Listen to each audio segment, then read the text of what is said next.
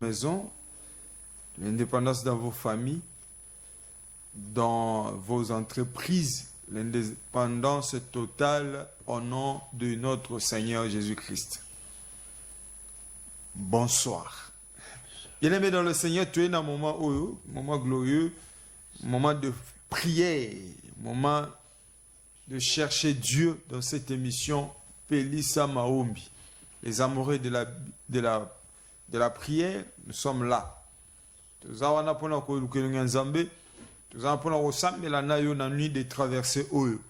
Et bien aimé dans le Seigneur, moi, moi, traverser, moi, moi, il y a libération, moi, moi, il y a indépendance.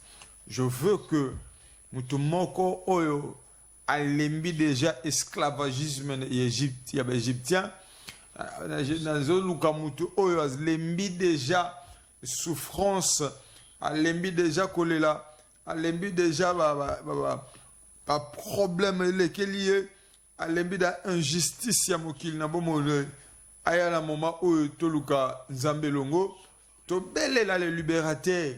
Notre Moïse attend, c'est Jésus-Christ a libéré biso na kati ya abandoki to na kati ya bitumba o etelemela biso banda utakala mutu nyonso o alela déjà depuis sa naissance, depuis que abiman alibuma mama naza posa bato amba lukelo nya Nzambe et puis bana na Nzambe nyonso ba yebi secret ya butu bolamuka yebi sa mutu za pemela la muka yebi sa mutu alali wana la muka betele mabogo yebi sa la muka ta prière koki ta ko lukelo nya Nzambe koki Nzamba lola akotika serote akotika frèreté akotika libotote parce que le Dieu de famille aza vivant azana bomo ya ko kango la biso na bitumbo monguna zochela biso comme barrière. Oui bien aimé, je ne suis pas seul sur ce plateau, je suis avec l'homme de Dieu, je suis avec le prophète Benjamin, il va vous saluer lui-même ndenge to salaka comme d'habitude et je bénis le réalisateur frère Christopher, que le Seigneur vous bénisse ndenge au permettre de réaliser émission pour na bénédiction ba na Nzambe pe lokumu na Nzambe ko la pambola bino ba numéro ezawana ba pel na bino ba sujet to ba requête de prière na bino na numéro wana et pourquoi pas votre participation vous en avez pour sa prise en charge vous avez pour ça ba soutien vous avez pour ça ba orientation ba numéro ezana bon écran wana vous avez jamais déçu et que déjà tozo banda prier et longo na bino et longo na église corps du Christ et longo na bat nyonso bazana pour ça le sambo to la muka to sambela prophète akozwa liloba ndenge to sala comme d'habitude. Bonsoir prophète. Bonsoir papa Joseph Kanyambu. Bonsoir naba téléspectateurs nyonso ya Canal Mercure. Amen. Bonsoir naba amoureux pe amoureuse nyonso ya émission Pelissa. Il y a des témoignages de partout na Nzamba zosala na programme oya Pelissa. Yango zokamwisa ngayo tisikoyo ozakaka na position kolala Pelissa tozala ka swati ya kofukama ya kofanda to ya kotelema. Donc telema déjà po tolingi to banda maombi nde maombi. Papa Joseph Atio le belo komoko awa a souhaité biso bonne fête de l'indépendance. Ngana okota na ba souhait ya papa Joseph Ate. Yeza souhait mais ngana koti na ba réalisation pe accomplissement. C'est que obika indépendance likolo ya bomo inayo. Indépendance na molimo na yo etalisama. Indépendance na âme na yo etalisama. Indépendance na corps na yo etalisama. Et dans la souhaité, c'est dans la concrétisation. Et dans la souhaité, c'est dans la réalité. Na déclarer na combo na Yeshua Mashiach. Obika indépendance na santé na yo.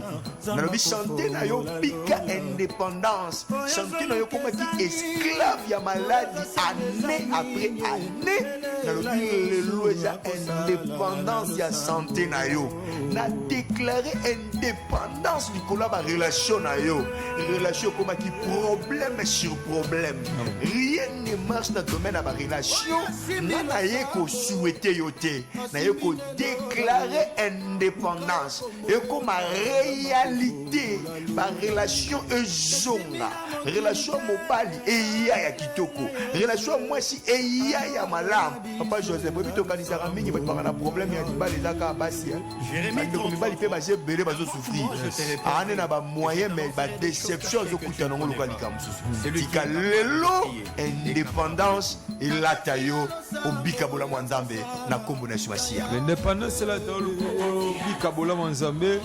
Merci prophète pour votre invitation et pour avoir répondre à notre invitation. Que le Seigneur vous bénisse. Moment fort de prière. Bien-aimés dans le Seigneur, la Bible nous précise que l'Éternel a de la bonté pour qui espère en lui. Tout ce qui espère en l'Éternel, il a la bonté pour l'âme qui le cherche. Si tu cherches Dieu, Dieu s'est réservé la bonté pour bénir la personne qui va chercher de tout son cœur. L'Éternel veut qu'on lui cherche de tout son cœur. Selon Lamentation 3:25. Et bien aimé dans le Seigneur, Bible a confirmé qu'il faut que luka nzambe. So nzambe azana bola mo bombelio, mais o senga to luka en profondeur pour amitali sape amimonisa na bomo ya ser moko, tu as frère moko. Oui bien aimé dans le Seigneur, nous sommes sur notre Père de tête, parce que nous allons prier pour nos familles et pour nos vies et puis pour notre nation. Nous allons prier, chercher Dieu. Je veux que vous le prophète va prophétiser pour la traversée. Et tu auras des paroles puissantes de déclaration pour la traversée. Il y a mois de juin, dans le mois de juillet. Bien aimé, au côté du 1er juillet, il y a la mois de sikapo na you. Il y a la mois nouveau départ. Il y a la mois de stabilité. ezala mwa ya réussite, ezala mwa ya makambo nyonso ya malamu mpona yo. Ozana kolo Yesu akokela mutu nyonso po azolanda émission Pelisa Maomi. Bien aimé dans le Seigneur, nangi tokotamba moko na programme na biso. Bien aimé tozo kota programme na biso, mais je profite de vous annoncer un programme oyo abana nzambe bazo organiser Église Génération de Combattants. On organise nuit de prière et prophétique. Kuna na kati ya commune ya Ngalema balobi boye eza mardi 4 juillet de 22h à 4h. Thème le destiné vendu. Avenue Mafuta numéro 3, référence étage, quartier Finda, commune de Ngalema. Bien aimé, ne manquez pas na kati ya Église Génération de Combattants qui dirige le pasteur Angstot Kabassal. Et votre destinée, nos destinées va être délivrée ou récupérée. Oui, bien aimé, toujours, quand à un moment na kati ya programme Oyo, prophète, parlez un peu. Est-ce que c'est possible aussi de retrouver notre destinée confisquée? Hosanna. C'est fort possible, c'est probable. Amen. C'est probable parce que dans le monde des esprits, il est juste question de rapport de force. Amen. Celui qui est plus fort doit dominer les autres. Yes. Or, nous savons que le camp où nous appartenons, Amen, nous appartenons à un camp qui est plus fort et au-delà même de la force en Jésus-Christ de Nazareth. J'aimerais dire à quelqu'un déjà, en Jésus-Christ de Nazareth, quel que soit l'endroit où le personnage qui ont vendu ta destinée, déjà possible, destinée na yo ils la récupérer. Déjà possible destin na yo et péchamela yo. C'est tellement fort possible papa Joseph makambo lobi oyo ekoka ko salama. Oui déjà na ba destiné belé ba désorientango, ils na ba destiné belé ba sala ete ba kutana na makambo esengélité. Ya malamu eza aussi longtemps nzamba za na bomoy. Aussi longtemps ekufa pese kwa Yesu na butu ya lelo nyonso etekamaki ezozongela yo. Parce que Bible joloba à la croix, il a dit une phrase, tout est accompli. Job azolobe loko moko eza tellement important papa Joseph. Soko tangi Job 19:25. Job 19:25, Job alobi mon rédempteur est vivant. Il se lèvera les derniers. Papa Joseph, il y a un mot, rédempteur. Rédempteur, c'est en fait l'équivalent, il y a un mot, on va dire racheteur. Racheteur, et ça en fait, mutu oyazo somba eloko batekaki. Au moins eloko batekaki, mutu eko somba yango. Siko Yesu Mashia, aza rédempteur nabiso, aza racheteur nabiso, ba destiné vani et ozonga. Et bien na yoki déjà kanda lisakole matingai. Kanda lisakole matingai. Vous en avez posé la direction benga to sakola to lo bashiko likola vina yo. Benga vato banda, benga ba numéro jawana, benga to sakola, benga to loba o Yeshua ye na butwa lelo o etekamaki et jongela yo. Mon rédempteur vivant, il se lèvera les derniers. Les derniers moza héros. Héros nalinga telema. Héros nalinga telema. Héros nalinga telema. Héros nalinga telema. Zoka Moïse azoloba quand Dieu se lève, ses ennemis dispersent. Tika zamba telema na butwa lelo, banguna ba pakata. Amen. Banguna ba pakata. Bien-aimé tozo telema lo sambo. Nto kota dana vite to na kati ya ben ya lo sambo otozo sala butwa lelo. Nite olala la nite mutu moko azala kolala mais to telema ensemble les longo pelisa balobi lève-toi sois éclairé car ta lumière arrive. Hosanna. Déjà to koti déjà na kati ya molongo tozo zela onzamba lobaki kokisa malamu ka to sambela car la Bible vous dit nous dit bien aimé Jérémie Sabiso vous me chercherez et vous me trouverez si vous me cherchez de tout votre cœur. Hosanna. Et tellement devant le trône de l'Éternel et puis que Zamba et puis a invoqué Zambé dans mon thème mobimba pour être destiné vendu et ça la récupérer encore. C'est possible, bien aimé dans le Seigneur. C'est possible que Israël qui était vendu à l'esclavagisme quelque part, ça la restaurer, ça la libérer, de l'esclavagisme à Pharaon. Bien aimé dans le Seigneur. Et je sais n'a pas implication na yo. Dieu se lève, il peut se lever. Yes. Lumière et quota, délivrance et quota na boutou à l'élo. Hosanna. Mais moi je crois que quand l'Éternel se lève, ses ennemis se dispersent. Hosanna. Toi l'onza menga telemi, l'ennemi no bazo se disperser. Alléluia. Hosanna. Alléluia. Je crois que le Seigneur est capable de délivrer une destinée vaincue. Yes. Oui, je connais que le Seigneur est capable de transformer la vie d'une personne. Yes. Je connais que le Seigneur est capable d'orienter une destinée désorientée. Jésus. Je crois que le Seigneur se lève cette nuit pour changer ta destinée. Même dans le pays, dans ma nation, le Seigneur se lève pour transformer les choses. Amen. Confondre la pensée humaine. Jésus-Christ est capable de confondre. Rassez pas. Alléluia. Oui. Allô, bien aimé, allô? Oui, allô. Bonsoir, bonjour. Navandi na commune ya Selembao na quartier Iradi. Commune ya Selembao quartier Iradi. Frère, comment on est? Emmanuel. Frère Emmanuel na quartier Iradi. Bon, naoki nde bozolobaki soki bon on a besoin ya baprophétie sérieux. Frère Emmanuel yoka oyo nzamba lobi na loba pona yo po bengi pona lisakoli nazomona mutu moko falaki azala deja musika makasi yo normalement mboka na yo ya récite eza Congo te mboka no ya réussite eza Congo te yango zo bunda makasi na Congo loko ezo simba te nzamba ozelo libanda ya mboka oyo mais il y a tellement de blocages, il y a tellement de problèmes qui te bloquent, qui t'empêchent d'aller loin. Benga biso na shima to peso orientation ya ba prière au sala nzamba pambola yo. Allô. Allô, bonjour. Vraiment musique na écran na yo. Nazolanda bino depuis commune ya Ngadema. Nanika ke bosambela nzambe na bino pour la vie quotidienne na nga ikende liboso. Kombo nani papa? Potango soko banazala makambo nazomona pesa na nkombo. Kombo na nga Jonathan. Frère Jonathan, chambela makasi parce qu'il y a un problème dans ta vie. Nazomona chanter na yo ko luka ko déranger makasi.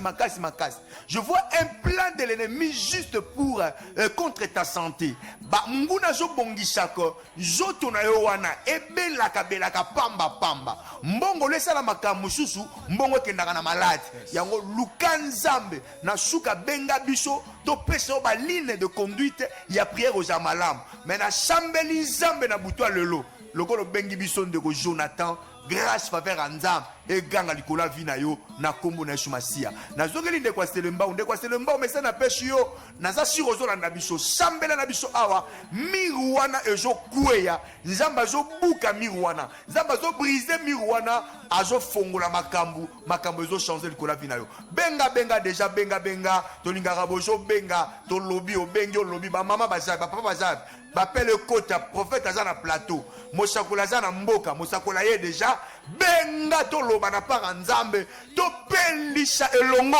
Oh Jésus est Seigneur. Amen. Yes. Jésus est Seigneur. Oui, allo bien mo benga kombo nani. Obengi wapi kombo nani? Bonsoir.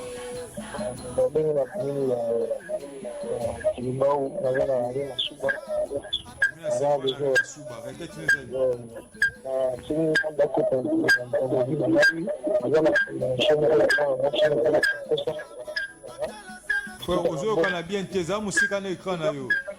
Oui, quand on a problème moi la moitié n'a pas coûté là makambo. Na sala musala na naye et comment le na karama ça na sala 4 jours commis. Nous na signé des charges à faire un bon pour ça mutuna makombo. Nzambe yalo la kota kambozi. Ah, bien aimé Ocho Benga, tango zoloba, ya zobeta lisolo ba kostela makambu, afutaka mbongo. Mais nga nazomona problème moko entre yo na sexe opposé. Je ne sais pas ni nazomona clairement.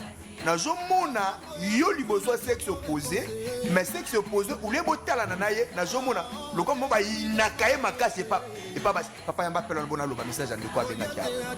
Le karaba saprada la goshaya. Allô.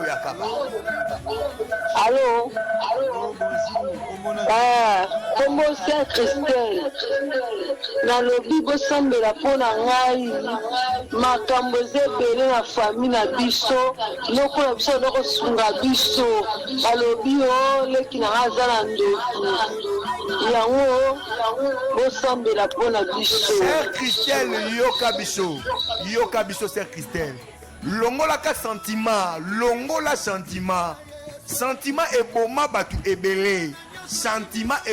ebele tozana TV biso tolekaka kopanza mabota batu te mais frère moko na biso longola ka sentiment yoka na peso indice omoni famille oyo boyoka niezate kindokia na kata famille wana omoni famille oyo mutu abimisi mutu te kindokia na kata famille wana omoni famille oyo mutu moko abimisi mutu mais asungaka bamisuta mutu ya makasi kindokia na kata famille wana alors longola sentiment mikotisa na présence ensemble na discernement kola salo bolamu.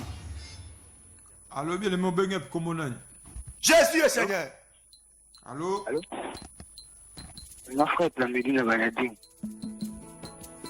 Frère Plamedi na Badiading. Mufika na hivi kitu ni na sala bakipanga siti. Unenge tuna sala ni na kama kwa na famille babela ngai. Ndige tuna sala ni. Frère Plamedi yoka ngai. Mais problème na weza moko.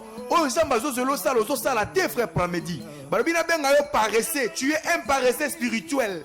Niveau spirituel, les ambazo de l'eau chambela, ozo koma ngote.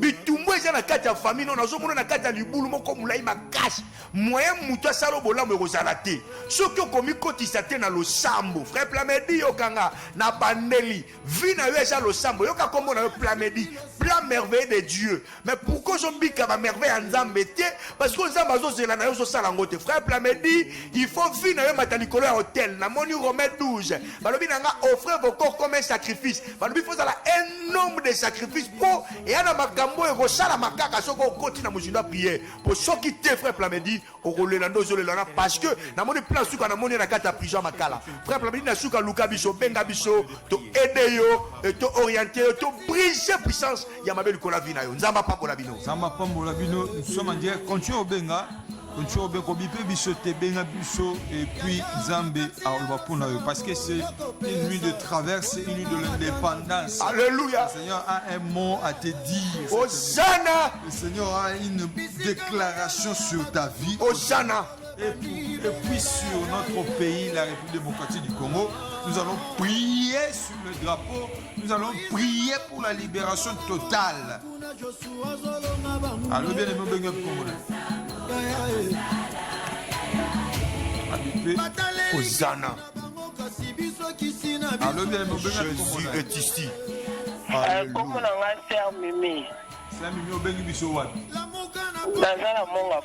Cher Mimi ayebe loko moko ava loba ava continuer ko loba. Cher Mimi, il y a une chose. Nzamba lobina loba no boyo. Briser force.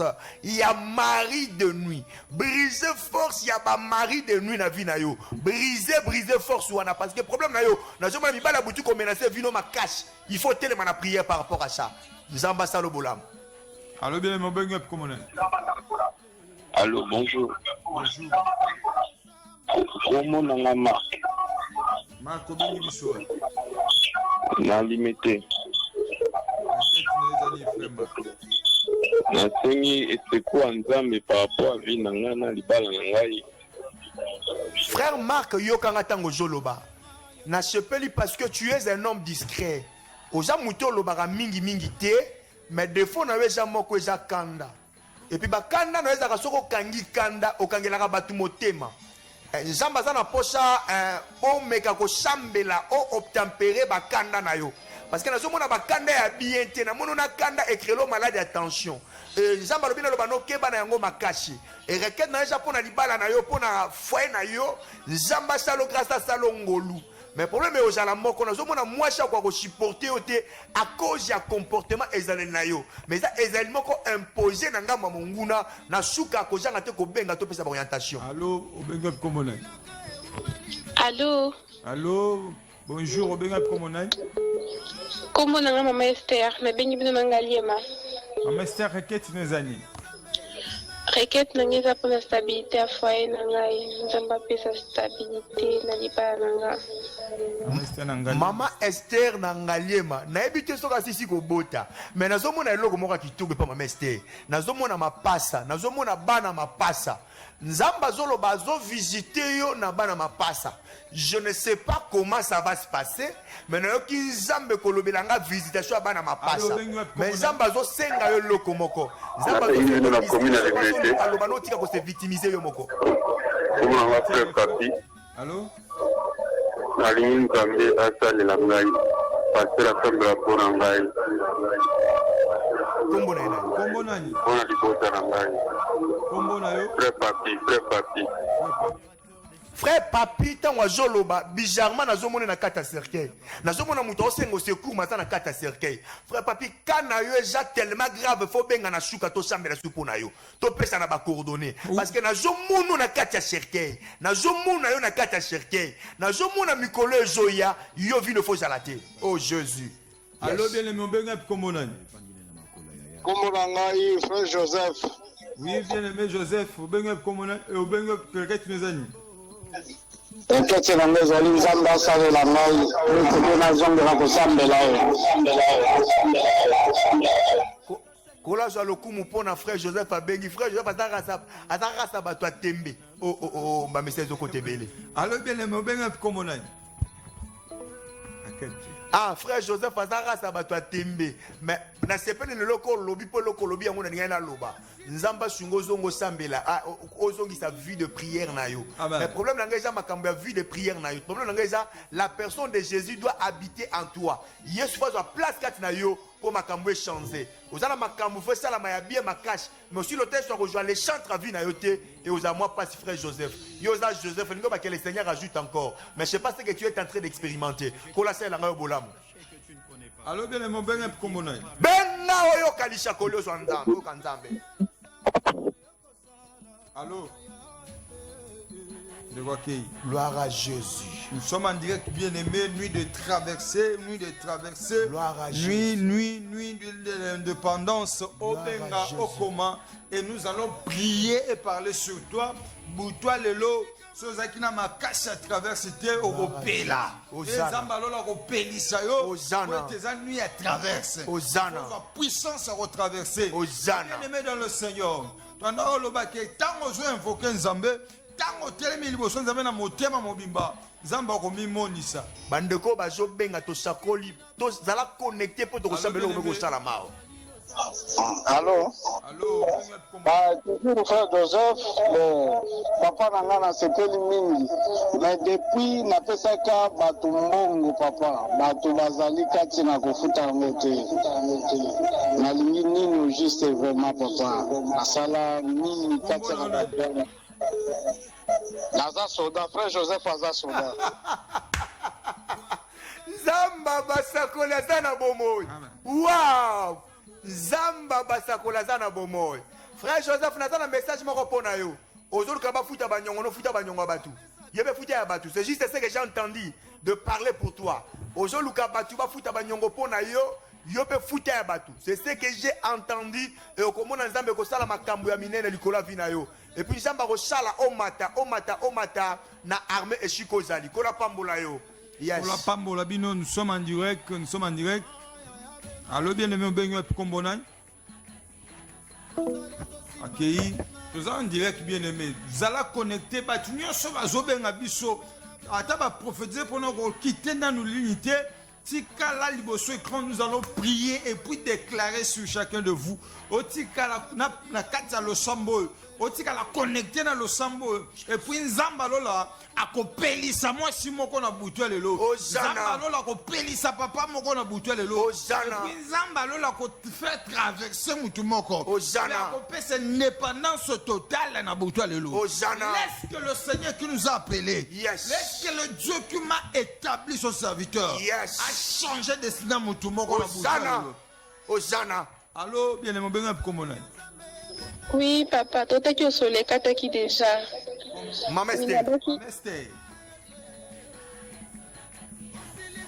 Mamester, to pesa ki message na yo. To lobi na yo. Na zomona lokola bana ya mapasa na nzela na yo. Mais nzamba zo senga na yo o matisa lisusu dimension ya vie ya prière na yo. Pour osa fruit ya ba jalousie ya bitumba ebele. Ozo créer instabilité. Nazomona jalousie ata na ba voisin, ata na bato. Et banda na libota na bino. Je pense que ça na eloko ya mutu ya kati na yo. Mais problème na yo eza tika kolela lele pa bato. Luka nzambe e nzamba ko sala bolam na suka émission obenga t'oriento du soutien bisa nino ekoki ko sala po nzamba sala bolam parce que nous awana oza une femme Esther tamo bikaka Esther na zomona pe Esther ya Bible une femme oya sala mavanda na cour royale asala mavanda pembeni ya bakonzi meja yango ezosala te nzamba salela ngayo bolamu. Yes. Na tango bato bakolukaka solution de parlo de ngap komona biso solution na biso evangile na makolo yaya na kati ya losamba. Nous allons continuer de accueillir na ndoko lobake nzambe nalola nzambe établir biso basali na ye nzambe abengi biso na rendez-vous butu lelo akozanga te kokokisa posa motema mutu moko. Allô, bien aimé dans le Seigneur. Obenga komona. Allô, ngai komona ngako nani frère Victor na kanda bio na pati. Ozawa pi frère Victor. Allô, bien aimé, obenga komona. Allô. De quoi zolo bate? bandez la peine na yo, bandez la peine. Toujours continuer, bandez la peine de quoi bengu, bandez la peine. Frère Victor, oya bengi ekati, frère Victor ozolanda biso. Zala connecté, mais babi problème na makasi eza kombo. Kombo na yo nde problème makasi. Na ebito zando ya nani, mais problème makasi babi na lobando eza kombo. Nous devons prier pour toi par rapport à ça. Na suka ko janga te ko benga lisusu. Nzamba salo bolam. Nzamba salo bolam, toujours continuer. Tu dis pourquoi tu as besoin en ligne pelé parce qu'il y aura des déclarations prophétiques.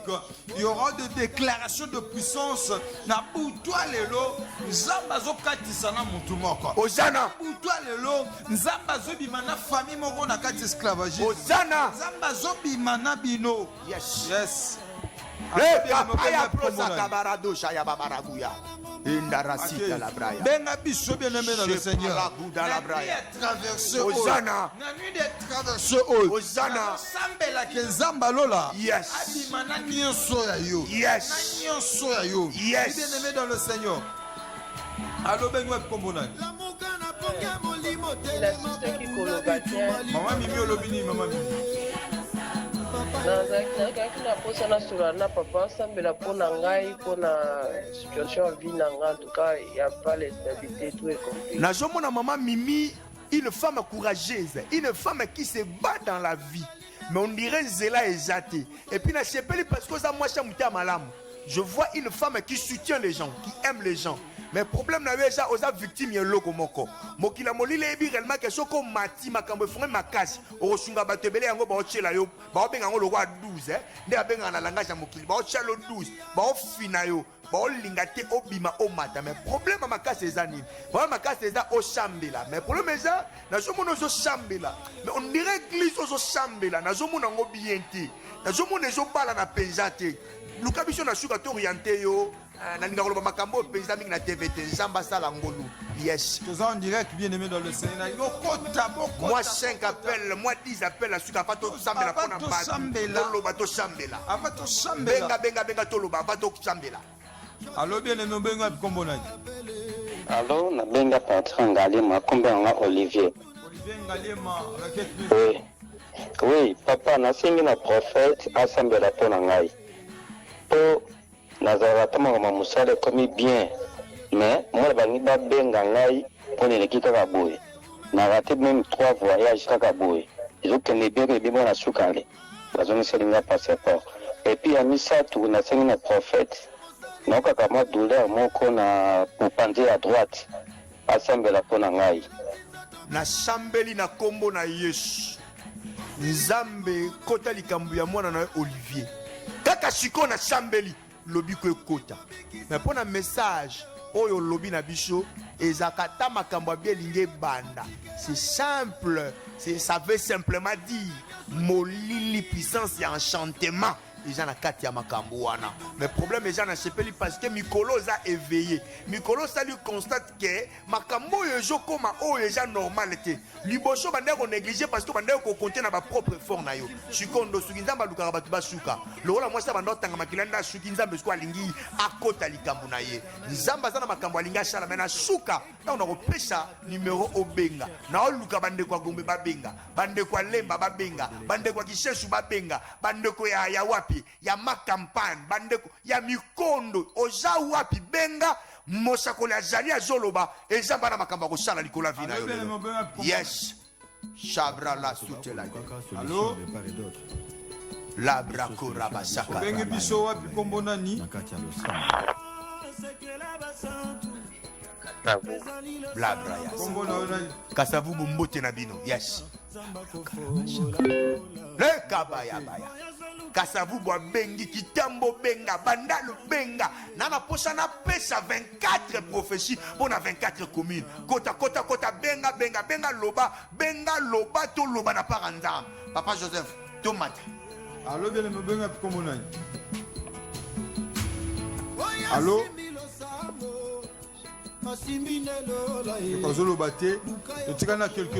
quelques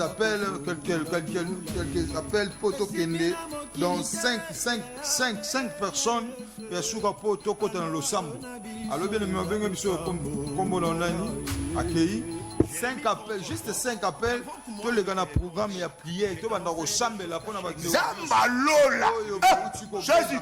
Tozo sambe na bino longo et puis nzambe a traverser na bino longo. Zamba lola ko kokela mutu mo na butu alelo. Bien aimé dans le Seigneur. Na totanga Psaume 107 et puis nous allons continuer. Psaume 107 le verset 14 lobby, il fit sortir de ténèbres et de l'ombre de la mort et il rompit leurs liens. Zamba bimishi. Allo bien aimé bengi biso akomona. Alors, bien aimé, na bengi na commune ya Nzele, Kombo Frère Rino.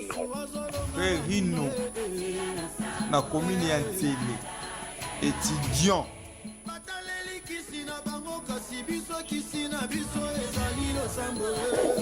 Oui.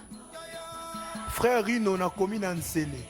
Mais bizarrement, tant que frère wa Joloba, na zomo lokola ba antenne parabolique ne ba installa kango wana. Ils ont installé une antenne, mais l'antenne est fandate. Ce frère a un problème, il y a connexion à ma cache. Il a un problème de relation à ma cache. Excusez, il y a un problème, il y a une relation à ma cache. Il y a une relation ébélée, mais une relation pas molayoti. C'est ce que je vois. Dans mon image, il y a une antenne, mais l'antenne est fandate pour épaisser sa image de Sengeli. Na shuka Luka bisoto sambela pona yo, na kopia numéro, na koye biso ni ne sengyo sala. Tika nzambe nanga apambola kango la vino na komba. Allo bien aimé. Sambela pona leki na Carmen. Comment Carmen, Christian na yolo non. Sambela pona leki na Carmen. Azo présenté. Et si à présenter, toi à présenter. À se présenter. Alors, yoka loueza na kata famille na bino ya ba échec. Ya mutoko jombala mokote. Na sambeli pona ndeko na joie. Na pêché pourcentage, na pêché 58%. Na pêché 58%, heureusement après na témoigner l'émission oyo. Na pied 58% na combo na Yeshua Mashia.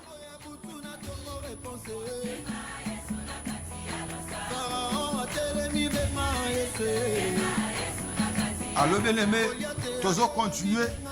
Oui, tu comme si ça peut te sembler là. Faut te pas aux obligés au cas d'appel, faut te sembler là. Tu as qu'une go sembler. Normalement. Allo bien aimé, ben qui soit comme là. Nabengi bien na commune ya Matete. Combien matete kombo na nani raketi nzali? Kombo na ngai Joël. Frère Joël na matete raketi na yo. Fête na ngai ezala nzambe asunga ba démarche na ngai ekende liboso. Frère Joël na komi na matete. Na pesi ba matetou na ba matetou azenyo so mbote. Nzamba salo grâce frère Joël. Mais frère Joël, il y a une chose. On a lingi na lobela yo frère Joël. Mutuna yo wana il faut la na sagesse ko lingaka ko négliger batu te ko mona batu pamba te et nzamba lobina lobana yo luka mo brisime ko zala bien makashi parce que nazo mona molimo ya lolendo ya lofundu ko combattre vino makashi. Je sais que oza muto lo baka petroté mais nazo mona batu batreta ko belé orgueilleux na mais orgueil batreta ko wana et j'appelle le comme orgueil kati na yo et luka biso na suka to peso orientation et biso ni les sengyo sala. Oui bien aimé, comme presque à la fin, il y a un moment, il y a appel. Tu as dans le sambo, tu as invoqué l'Éternel très haut, le très haut. Tu as invoqué Moutakela Kibiso. Presque à la fin, tu as des appels. Après, on a l'embarras des. Tu as dans le sambo. Allô? Allô, bien aimé, comment on a Frère, la maison ici, sur la petite on a couffé, nous avons gagné l'homme. Allô, Bandela. Frère Clarisse. Ocho benga biso kala mingi te nani? Kombo nani? Ah frère Plamedi, na pesi message no frère Plamedi. Message na on a pesi. Tu sambela nini frère Plamedi? Na ebisio oza plan merveilleux de Dieu. Il y a des choses que je t'ai dit. Na lobi makambo na batu base bele bazo kota, tokoba na batu msu bazo benga. Na expliquer pe na zo mona yo na yo ki solo ya prison. Soko kebito okota prison ko ozala makambo mabeli ko na yo. Des appels. Allô bien aimé. Akati toza pour ça des appels le bon to sambela. Des appels. Toza pour ça des appels. Programme maombi est établi. Programme nuit de traversée établi. Osana. Na kati église génération de combattants. Oui bien aimé, génération de combattants bongisi milulu kitoko nuit de prière. bien-aimés dans le Seigneur, est prophétique. Nous, des prières prophétiques. Bien-aimés, nous allons prophétiser et puis prier. On a garnison 2. Garnison 2. La Katia, église génération de combattants. Ce mardi 4 juillet, à 22h jusqu'à 4h. Destiné vendu. Thème n'a pas le destiné vendu. Oui, bien, le venu ma foot à numéro 3. Référence étage, premier étage, quartier Fila, commis de Galema. Tu as mis de quoi avant ton continuer le programme? Allô, tu m'as appris de quoi? Akati. Oui, dans le baquet, programme à l'Osambo, la prière et prophétie. Dans Katia, église, génération de combattants. Allô, le mot benga pour comment on a tout ça.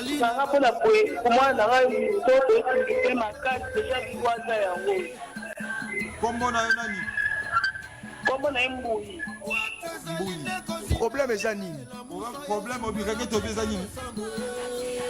De quoi donc au sambe la pona fusa ndeko na yo mbuyi enzamba au sale grâce. Quand le baquet rendez-vous à ballon.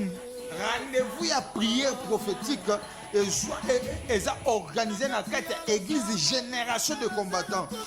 Ils sont dirigés par le passé Aristote Kavassala. Notre frère, notre prophète, jeune pasteur maîtrise. Zamalola Koko, qui l'a maintenu sur l'observatoire, s'est présenté dans le rendez-vous mardi 4 juillet de 22h à 4h. Thème, le destiné vendu.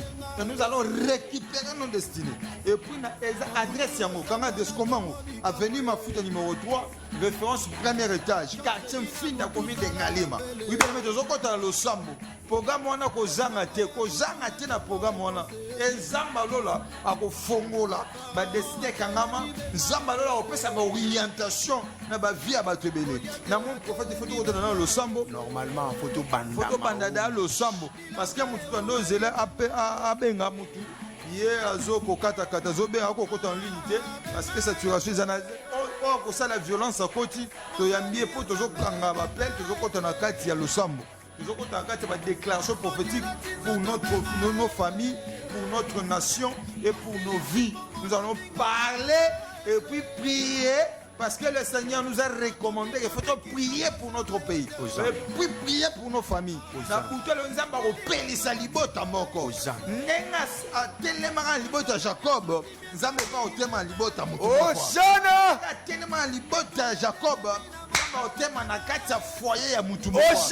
Je prie Dieu. Yes. Dieu. Yes. Gloria. Alléluia. Au nom de Jésus-Christ. Au nom de Jésus. Regardez à tes prophètes. Bien-aimé, tosambela nzambe. Tozobondela nzambe. Tala. Na olobelongo moko mikolo yo nzamba yokaka kaka losambo te ayanulaka pe losambo. Bien-aimé toza awa omoni kobenga ngwema ya batu kobenga ça veut dire tozolandama ça veut dire batu bana ba problème bana posa komona nzambe yaya mukolo nazomona Élysée na pasi na motema tango akomi liboso ya Jourdain amoni obstacle azoganga alobi ovini nyoyo akangi où est le Dieu d'Élie akangi où est le Dieu de lui toi na te ko loba kaka nzambe te mais toi na te ko talisa nzambe église de Dieu église du Congo yokangai c'est le temps de manifester Dieu afin que le peuple de Dieu voie la main de Dieu et la mettre to yamba pe la suka poto sambela biloko mati déjà le ria kalabra satara baba shakarabaya l'obro karabaya. Papa Nabi a pas lingua lingua là. Il y a ça senti que les habits sont bien pour nous. Papa Emani. Zamba Salongo lu Papa Emani na seya mupepe oyo tikangu ya na nzambe epesa lobiko na santé na yo. Na bande koloba Élisée Papa Joseph liboso ya Jourdain habite boni batato bakolo bana makambo bakisa kile na ngabo aganga kombo musute aganga le Dieu de Et le Dieu d'Élie, c'est l'Éternel des armées. Le Dieu d'Élie, c'est celui qui a fait décapiter le prophète de Baal. Le Dieu d'Élie, c'est celui qui disparaît et apparaît. Le Dieu d'Élie, c'est celui qui peut marcher à pied plus que celui qui marche dans le char. Akab est descendu avec les chars. Élie est descendu accompagné de l'Esprit de Dieu. Akoma liboso ya Akab. Bien mes frères et sœurs, avec Jésus, tu arriveras avant ceux-là qui n'ont pas Jésus. Avec Jésus, tu feras des exploits. N'est-il pas écrit dans la parole de Dieu? Avec Dieu, nous ferons des exploits et il écrasera nos ennemis. Lorsque la prière de cette nuit, que Dieu écrase tes ennemis dans le nom puissant de Jésus. Yes. Dans le nom puissant de Jésus. Dans le champ. Loba lokoyo. Loba nzamba Bible na ngina muno na vina mai. Nzamba Bible ce bateau baza na plateau baba sali na yo. Na ngina expérimenter yo. Kaka sika siko na butu. Banda ko chambe na beta maboko. Aya pale. Zamba lola na lingina muno. Aya paleya. Toile lo na ngina muno. Aya paleya. Toile lo na ngina muno. Epo chapali zoga. Ni sanza. Zambe tali sa symbole. Sabo nzambe na yo. Zambe tali sa symbole. Bateau baza connecté en ce moment. À 24 commis. Bateau to sambela na bango Jean. Seigneur, montre-toi. Montre-toi. Montre-toi. Montre-toi. Montre-toi. Montre-toi. Au nom de Jésus. Quand Jésus est descendu dans l'eau, l'Esprit de l'Éternel a rendu témoignage de Jésus. En d'autres mots, l'Esprit de l'Éternel a présenté Jésus. Et puis pourquoi je échoué?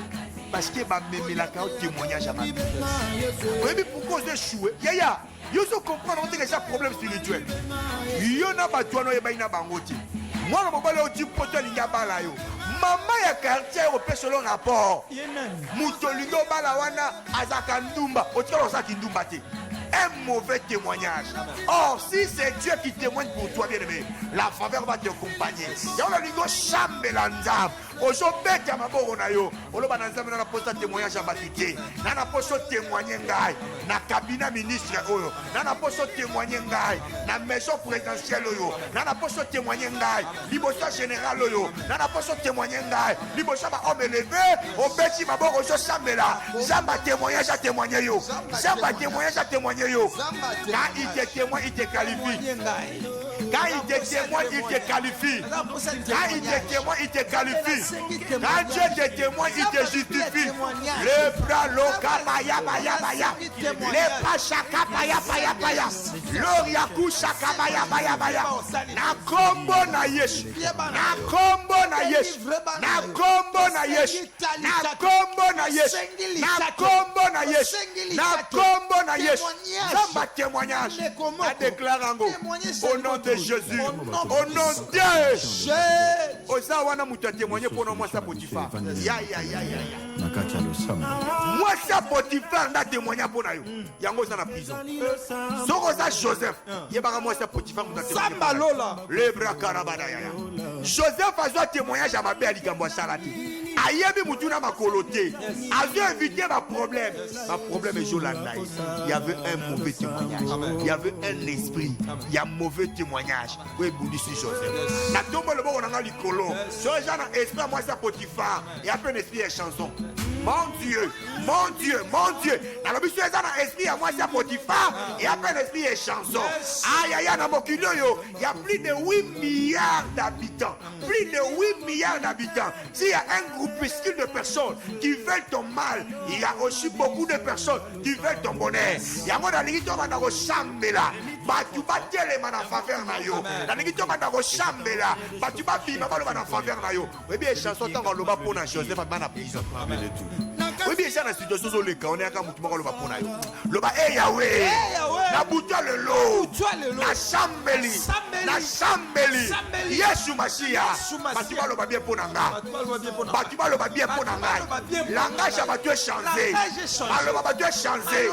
Témoignage sangue pas batu. Et ça la malade. On a son musalo yo. On a kota na libalo yo. On a son viso yo. Au nom de Beta maboko lo malo ba te changer. Malo ba te changer en faveur na yo. Malo ba te changer en faveur na yo. Malo ba te échangé en faveur na yo. Maloba bato échangé en faveur na yo. Na kombo na Yesu. Na kombo na Yesu. Na kombo na Yesu. Na kombo na Yesu. De tozo sambela. Batu ba linga yo. Batu ba shepela na yo. Batu ba shalobolam. Na kombo na Yesu. Na kombo na Yesu. Na kombo na Yesu. Na kombo na Yesu. Na kombo na Yesu. Au nom de Jésus. Yaya. Ozo bisa esprit akoyina. Joseph a sala batelo côté ba yinaï. Yaya. Dans le plan de Dieu, c'était ce chemin-là que Joseph devait passer. Mais Osa Joseph, Osa Joseph, dans le plan de Dieu devait passer par là. C'était le chemin préétabli par Dieu. Mais le diable aussi. Comment ça? Quelle méchanceté! Papa Joseph, Joseph est encore en vie. Bah je l'ambanaï. Papa Kola Makila. Bah je l'ambanaï. Bah bomi taba. Bah chobi makila likolo nango. Makila Jacob. Yo mutu ngo sa bolam et chaque. Na ba relation so kufa kala. Moi si ma présenter témoignage à l'okuta. Et si ma même identité à l'okuta. Et aussi en résurrection. My God. Et aussi la résurrection. Le bas résurrection. Le bas résurrection. Le bas chicanyoso. Papa bicha témoignage là. Ma présentant à Koufa. Le lot. Résurrection. Et Kota. Le lot. Résurrection. Et Banda. Au nom de Dieu. Beta mama comme la mouya résurrection. Hosanna. Hosanna. Hosanna.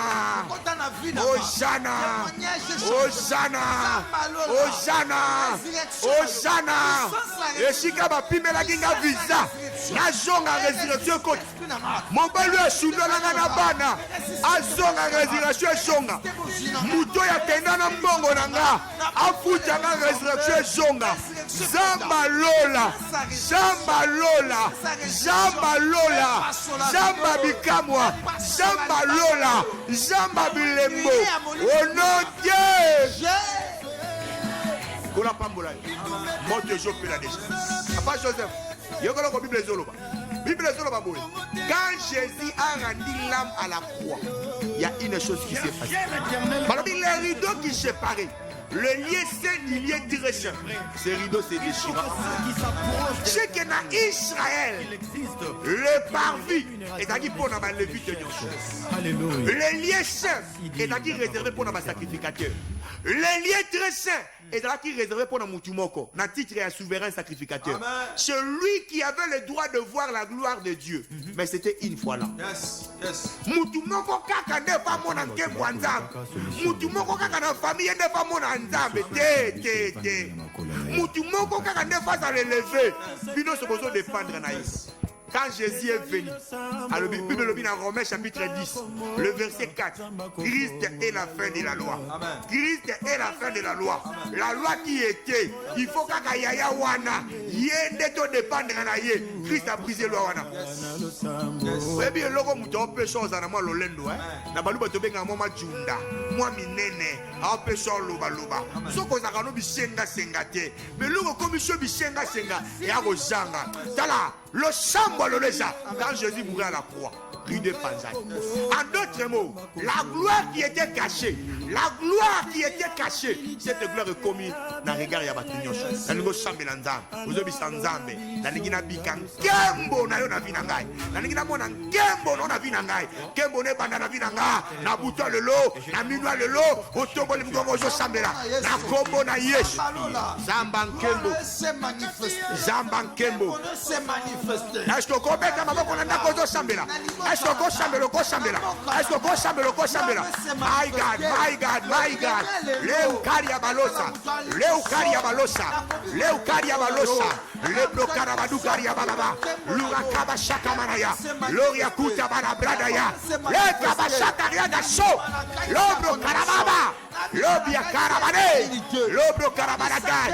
Kembo na yo. Oh non Dieu. Et comme il a âgé. La gloire de la seconde maison sera plus grande que la gloire de la première maison. Et comme il a 1 Corinthiens chapitre 3, Nos corps sont de maison. Nos corps sont des temples. Bien-aimés frères et sœurs, jusque-là, tu n'as encore rien vu. Jusque-là, tu n'as encore rien vécu. Nalito Sambelanda. Kembo Nzambo ezo kita shikol. Et les canyons se yana vina. Kembo Nzambo ezo kita shikol. Et dans la dimension koleka. Makambo mona. Ozobi sanza. Nalina bika makambo shika. Nalina bika makambo na mona te. Nalina bika makambo na mona te. Na vina ngai. Ozo beta maboko ozo sambela. Lobana ya leloya. Shabalabraya. Zamba basakoli. Zamba nkembo. Zamba bilembo. Zamba bilembo. Zamba bilembo. Zamba bilembo. Zamba bilembo. Kembo na yo. Kembo na yo. Kembo na yo. Kembo na yo. Kembo na yo. Kembo na yo. Kembo na yo. Kembo na yo. Kembo na yo. Kembo na yo. Kembo na yo. Kembo na yo. Ela chavina ngai. Ela chavina ngai. Ela chavina ngai. Namona makambu na mona te. Namona makambu na mona te. Mamwa mona makambu na mona te. Papa mona makambu na mona te. Leko mobayo mona makambu na mona te. Leko mwasha mona makambu na mona te. Au nom de Dieu. Au nom de Jésus. Yokangai. Papa Joseph, na ina tikelo malobi. Ya bana tikelo na pesa. Osawa. Bambula na bambula promotion, c'est la promotion ya kati. La moni likamba promotion. Ozeli promotion ba tuba simano ba matoza kawana. Na yito sambelanga. Loba Yahweh. Barrière nyonso. Ba chelanga na promotion. Na mata promotion te. Na tika le shika oyo. Lolo. Na briser barrière wana. Na briser barrière wana. Beta maboko briser barrière à limitation. Barrière à limitation. Barrière à limitation. Barrière à limitation. Barrière à limitation. Barrière à limitation. Et ça la briser. Et ça la briser. Et ça la briser. Et ça la briser. Et ça la briser. Combo na Yesu. Combo na Yesu. A briser yango. Au nom de Dieu. Au nom de Jésus, libérez-moi dans le Seigneur. Nous retournons vers la fin. Tout le monde va connecter. Jésus, libérez-moi dans le Seigneur. La bénédiction ne pas de la pays où tu te trouves. Yes. Libérez-moi dans le Seigneur. Le bonheur de ton pays, c'est ton bonheur. La stabilité, la paix dans ce pays, c'est la stabilité le plus c'est la paix. Que la crise de ta vie. Si ce pays est calme, est tranquille, il peut à calme et tranquille. Si Mbogaza est prospéré, il peut revivre prospérité. Parce que lorsqu'on parle d'une nation, on voit les habitants. Hosanna. On voit les habitants. Bien aimé, Congo est à Congo pour Yosa. Congo est un pays parce que Yosa Osa na kati ya Congo. Nzambe mutu a placé qui yo na kati ya mboka oyo. Ndenga placé peuple israélite na kati ya Canaan. Terre promise na bango. Biso pe terre promise na biso. Biso pe terrain nzamba placé ki biso pona bo fulu ki na yo. Pona stabilité na eza République démocratique du Congo. Hosanna. Nous avons prié pour notre nation, pour notre pays et pour nos dirigeants. Nous avons appelé ça bango sagesse et intelligence.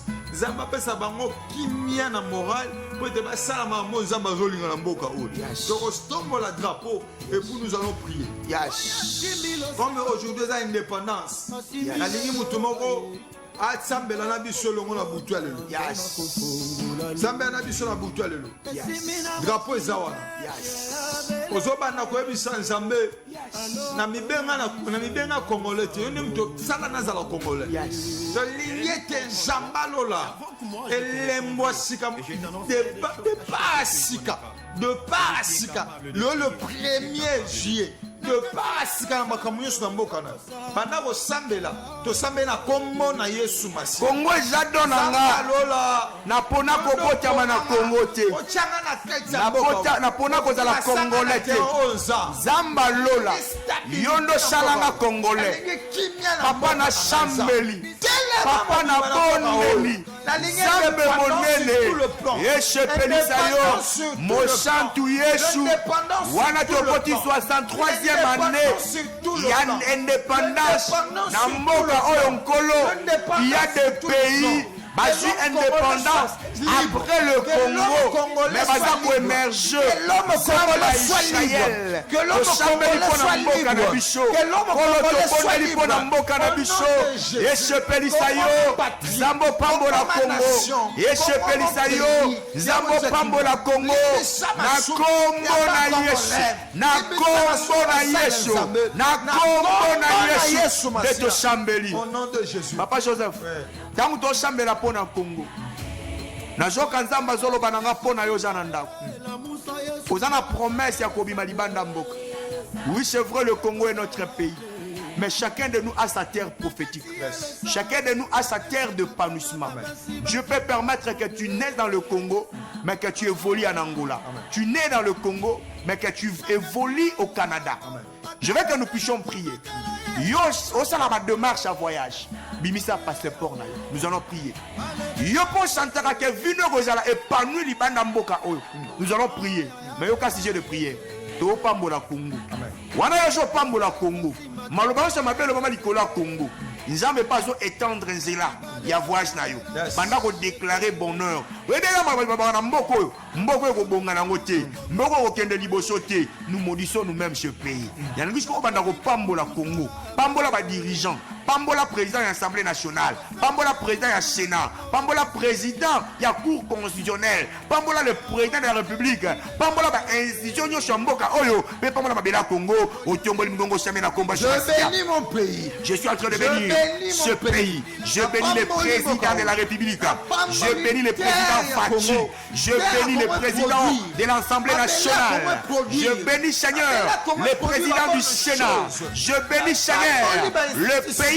L'institution, appareil judiciaire, je bénis à ma père, je bénis à ma père, la terre congolaise, je bénis Seigneur, dans le nom puissant de Jésus, dans le nom puissant de Jésus, dans le nom puissant de Jésus, dans le nom puissant de Jésus, de Toshambeli, la combo na Yesu, bien aimé au Kangai, et Achille a bien été, et Achille a bien été, non qui passe.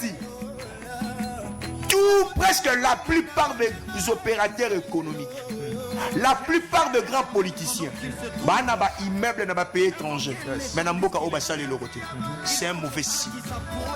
Investir dans Mboka Libanda, mais dans Mboka Obasale le côté, c'est un mauvais signe. Oui, mais dans le Congo, tu as un problème à la banque. La plupart de ma banque, ce sont des banques étrangères. Il y a un l'oppose de crédit déjà problème. Or, dans le Parlement de crédit, j'ai l'autorité des parlements, bien-aimés frères et sœurs. Je veux que nous puissions prier, bien-aimés.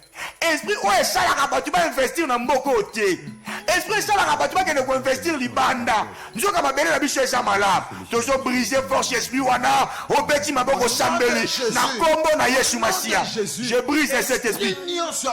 Ouais, ça, la rabat, tu vas investir. À quel point investir dans Dubaï. À quel point investir dans l'Afrique du Sud. À quel point investir dans Paris. Achoma appartement, mais dans Congo ça le logoté, la brisé esprit wana, esprit est salaka, congolais la bombo, on ça la entreprise awa, après que nous salango libanda, la brisé yango, na Congo na Yesu, au nom de Jésus, de Toshambeli, si Josué Matingai, le bras Karabadaya, le Congo de Lumumba, le Congo de Kimbangu, le Congo de Kipavita, c'est ce Congo que nous sommes en train de prier. Bien aimé, Toshambela, il y a un autre problème. Esprit à moins sérieux. Bien aimé, il y a un esprit qui règne dans ce pays, esprit à moins sérieux. Bah, tu vas voir, tu vas pas investir. Mais bah, il faut pas investir. Pourquoi 5 pourcentage? On va investir pour l'intérêt en Mboka. Bah, qui n'a pas investir si que j'ai la quitté. C'est tout un esprit bien nommé. On doit empêcher l'investissement Salama. Bien aimé, le Congo est un intérêt propice pour tout le monde. Mais pourquoi il n'y a pas assez d'investisseurs? Parce qu'il y a pas trop de sérieux. Il y a comme un esprit derrière les gens qui amène les gens. Il y a comme un moins sérieux afin que tu vas vivre pour la moins embêté. Mon lit, mon niou, soit moins sérieux. Na katia ba institution. Beka maboko bimishango na komba shimasia. Nous chassons cet esprit. Nous chassons cet esprit. Nous chassons cet esprit. Nous chassons cet esprit dans le nom puissant de Jésus. Dans le nom puissant de Jésus. Dans le nom puissant de Jésus. Dans le nom puissant de Jésus. Dans le nom puissant de Jésus. Dans le nom puissant de Jésus. Molimo ya moins chérie. Au nom de Jésus. Au nom de Jésus. Nous avons besoin de personnes compétentes. Nous avons besoin de personnes sérieuses qui pourront défendre non les individus, mais les institutions, qui pourront défendre avec intégrité. Au nom de Jésus, suscite ces personnes. Au nom de Jésus de Nazareth, nous avons ainsi prié. Nous allons prier Dieu qu'il le suscite une nouvelle classe politique. Bien-aimés frères, Élie a dit à Dieu, je suis resté le seul. Dieu lui a dit, j'ai 7000 personnes que je me suis réservées. Je ne suis pas en train d'essayer de dire la classe politique est mauvaise. Non, je n'ai rien contre les politiques de ce jour. Mais nous voulons un nouveau vent. C'est comme si les politiques de ces jours sont essoufflés. Ils tournent autour d'une même chose. Nous voulons bien aimer que Dieu envoie un esprit. Que Dieu fasse ce qu'il a fait en Ézéchiel 37.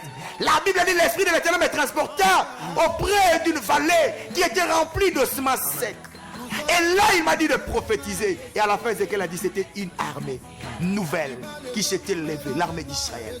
Nous allons prier, nous allons dire à Dieu qu'il envoie un nouveau vent dans la classe politique, dans la classe des acteurs économiques, dans la classe de, je ne sais pas moi, des sportifs, qu'il y ait un nouveau vent, qu'il y ait une nouvelle vague de hommes et de femmes qui vont se lever avec des nouvelles idéologies, avec des nouvelles idées, des hommes et de femmes qui pourront travailler pour la transformation de ce pays. Que ce vent souffle, prions dans le nom de Jésus.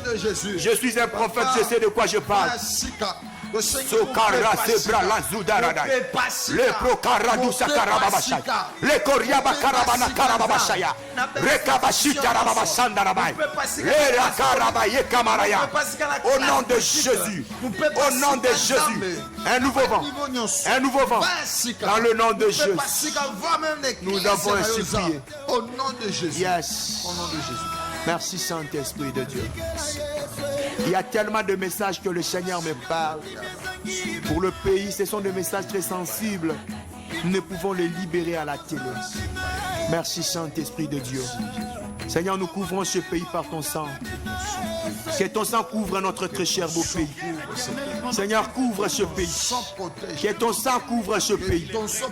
Bien aimé, avant de passer, je veux que nous puissions prier. S'il vous plaît, aidez-moi. Puisque Papa Joseph a voulu que nous puissions prier pour le pays, nous devons prier. Bien aimé, je ne sais pas si vous avez remarqué ce phénomène. À Kinshasa, on n'a pas connu ce phénomène. Hein? Il y a presque chaque jour des enlèvements.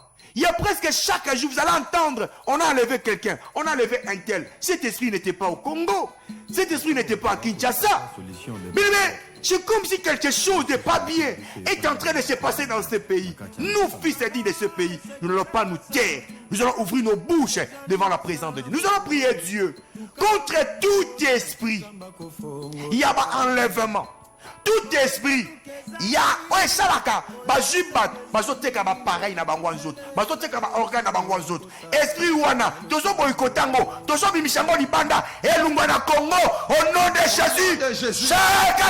Jésus. La papa, paya poyake, paya, le kopanalou, paloha, le Dieu des esprits de prophète. À cet esprit, au nom de Jésus. Ce n'est pas ta place. Le Congo n'est pas ton terrain. Libérez! Libérez! Libérez! Au nom de Jésus.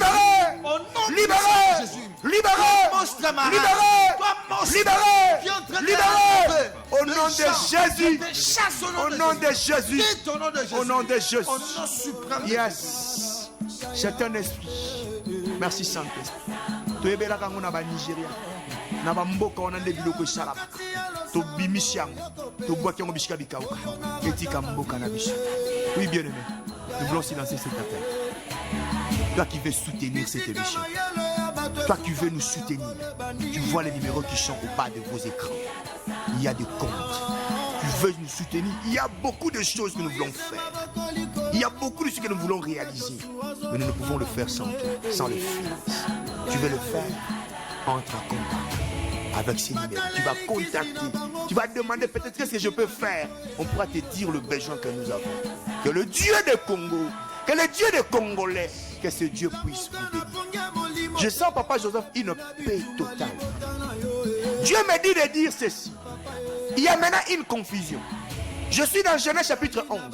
Il y a une confusion contre les ennemis des Congolais. Ils ne vont plus se cacher. On va savoir tel est ennemi, tel est ennemi. Ainsi par l'Éternel, je les ai mis à nu. Vous découvrirez qui est qui. Le Seigneur me l'a dit. Et je le dis devant la télé, devant les gens que je connais, que je ne connais pas. Dieu a dit, il le mettra à nu. On saura qui est qui. Dans le nom puissant, dans le nom glorieux de notre Seigneur Jésus-Christ, nous avons ainsi prié. Amen.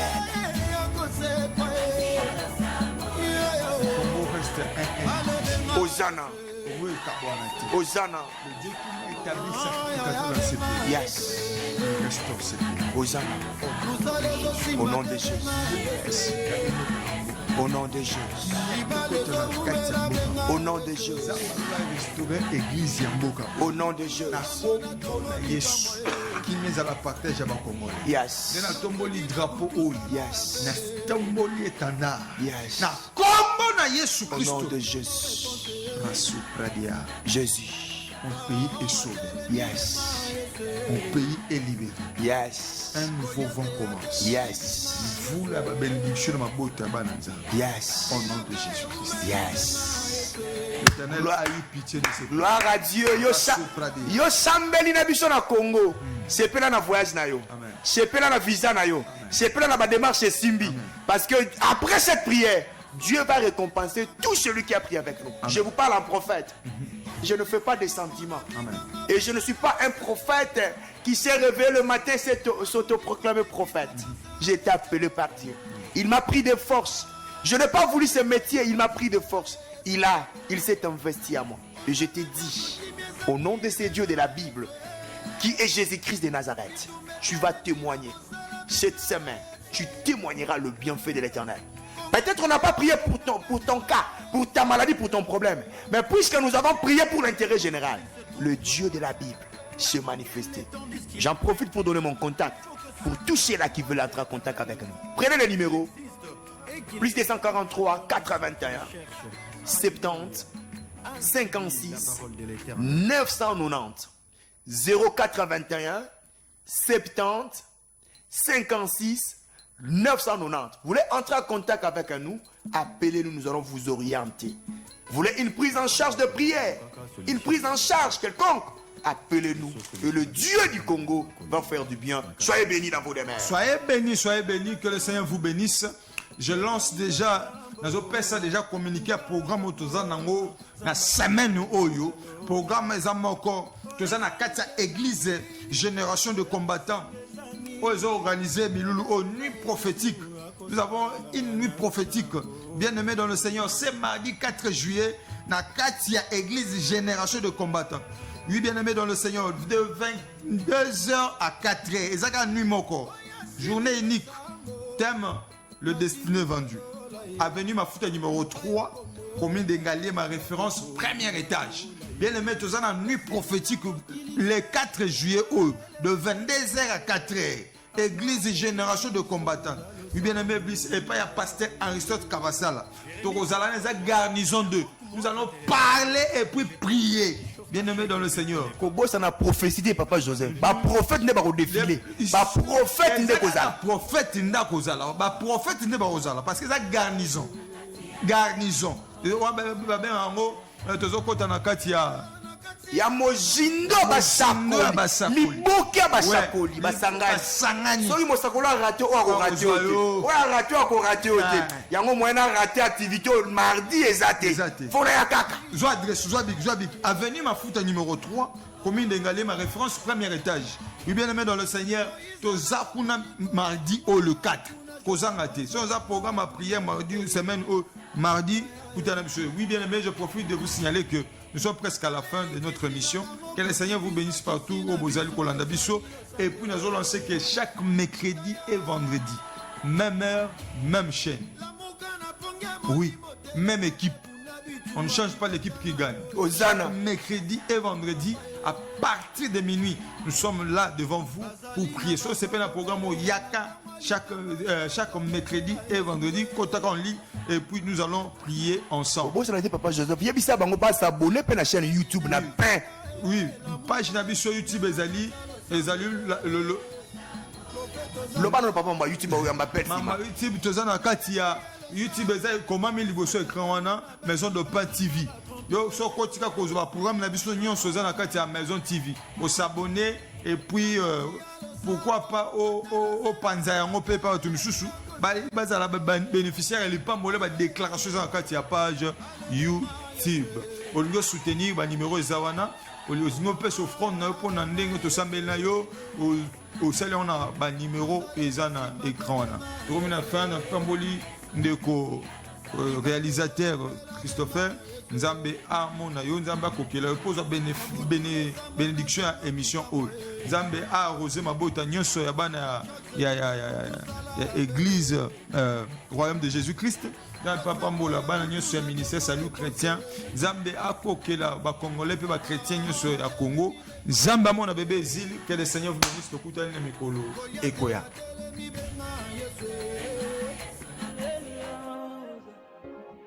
Émission Pélicée, émission Pélicée.